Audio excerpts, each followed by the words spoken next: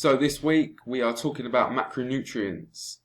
I did briefly go over this in the nutrition guide, but as it was sort of early on in the process, I didn't go into too much detail because I didn't want to overbear you with how deep you can go on these. So this slide is literally just a bit more in depth about what are they and how they can help.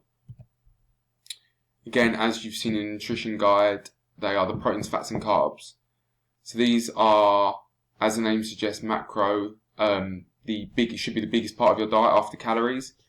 You have macronutrients, micronutrients. Macro being the bulk of your diet. They are, as said, protein, fats and carbs. And micronutrients are vitamins and minerals. Again, they're very important as well, but we will go into them in later weeks.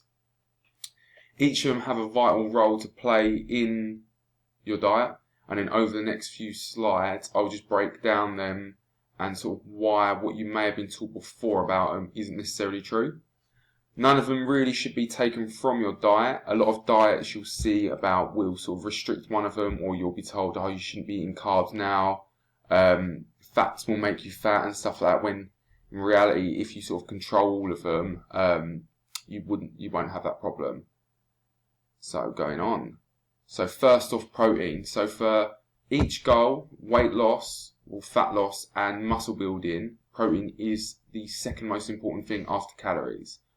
So protein is responsible for growth and repair. So if you think every time you go into the gym, you are breaking down your muscles, breaking down your body, and you need something to help build it up. So the way muscles are built is you train them, you break them down, and then you will eat to repair them, and they'll build up bigger so that they won't, in theory, get broken down again. And then when you train them again harder, you break them down, and you keep literally going through that ladder.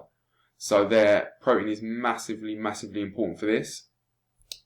Even when you're trying to lose weight, because you'll see on the next slide, protein is the most satiating of all the macronutrients, meaning if you're eating a high protein diet, you're less likely to feel hungry.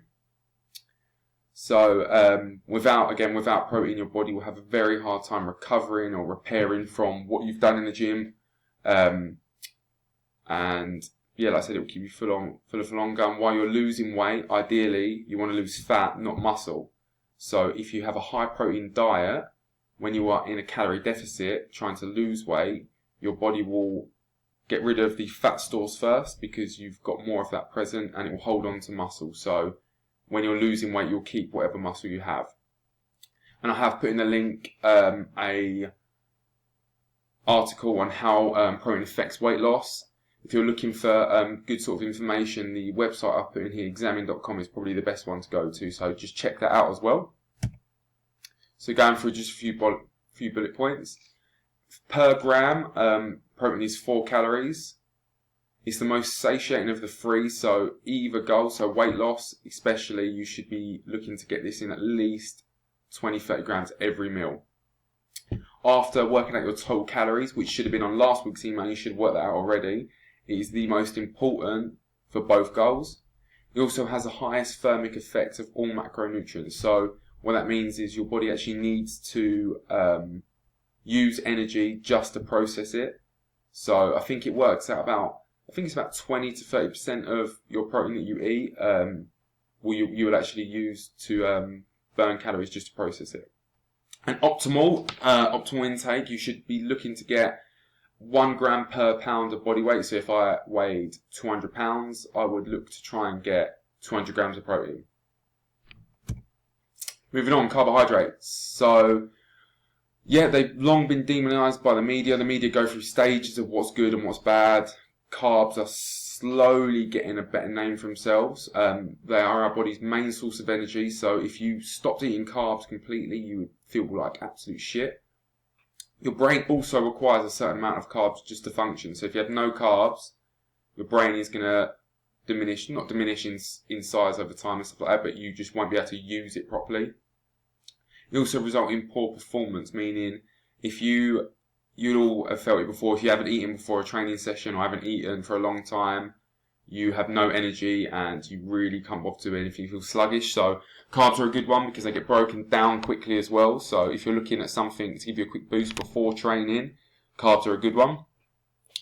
They're also responsible for shuttling vital nutrients into muscles once the muscles are depleted after training. So if you think of a tank of water, say for instance that's your muscle's energy, as you train you deplete that tank and you need to fill it up again. So without carbs you will have a very hard time filling it back up. So think of carbs as what's going to fill your tank back up after you train, and that's shuttling all the nutrients and stuff you need to help recover. And again, there is an article I've linked above from the website previously that is Will Carbs Make You Fat? And that goes into a bit more depth. So if you could take some time to look at that as well, it would be great. So a summary of carbs as well. Like protein, they're 4 calories per gram. So again, similar energy expenditure through them. The body's main source of energy. So if you're eating carbs, fats and proteins and you've got them stored in your body, the first to go will always be carbs because they're easily broken down. It shuttles vital nutrients into muscles. So as I went through before, you need these to recover from training. And again, all carbs are eventually broken down into sugars for the body to use as fuel. So when you see people saying, I don't want to eat sugar, you cut all sugar out of your diet, the only way you're really doing that is if you don't eat a single carb and you don't eat single sugar like sweets and stuff like that. So you should never look to take them out of your diet completely. But when you're looking to lose fat, it may be beneficial to reduce carbs to begin with because they're the easiest one to take out of your diet. So they're the ones that you overeat on the most because they're normally pre-made, that are ready. So if you think of breads, bakery, stuff like that, they're easy to take out the diet. And they're not the demon they're made out to be. So look at the article I posted before, read through that, and educate yourself a bit just on sort of why carbs aren't the enemy. And fat. So lastly, there's 2 types, unsaturated and saturated. Both, again, can have a place in the diet. The only real difference is just sort of their chemical makeup. So the good fats are normally the unsaturated fats. The bad fats are normally seen as saturated. And I put them in sort of quotation marks because I don't really agree with that statement. They are mainly responsible for brain and hormonal function. Fats are needed to utilize certain nutrients. So when it comes to brain and hormonal function, your brain is mainly made up of fats. So without this, again, you're going to struggle on your day-to-day life without any sort of fats. And also they're great for hormone function. So if you think of stuff like testosterone, which is very important for men, if you have a low-fat diet, you are guaranteed to have very low testosterone levels, which, again, is going to deplete your sex drive, your energy levels, your mood, your ability to lose weight, your ability to gain muscle as well. And again, another article from another really good credible source, Precision Nutrition.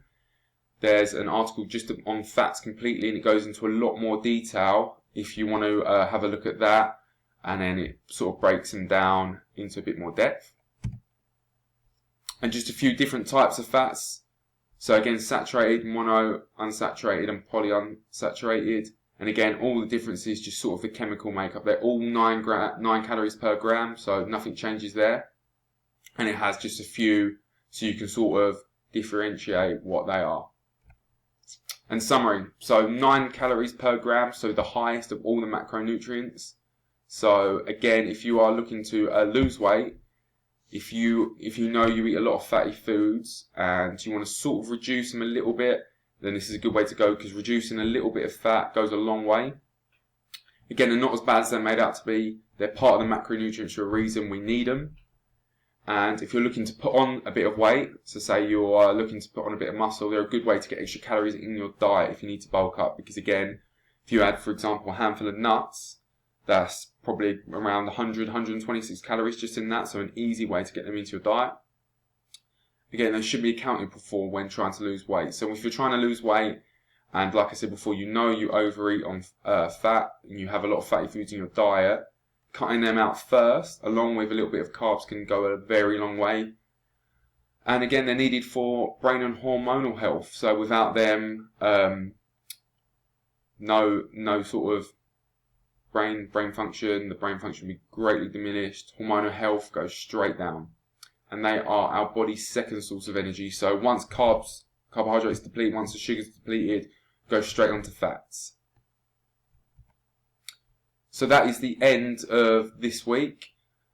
I hope you do take the time out to read the articles, because it goes into a lot more depth, and it will save me because I've only got 15 minutes to go through each of these videos. So if you can literally just read through some of them articles as well.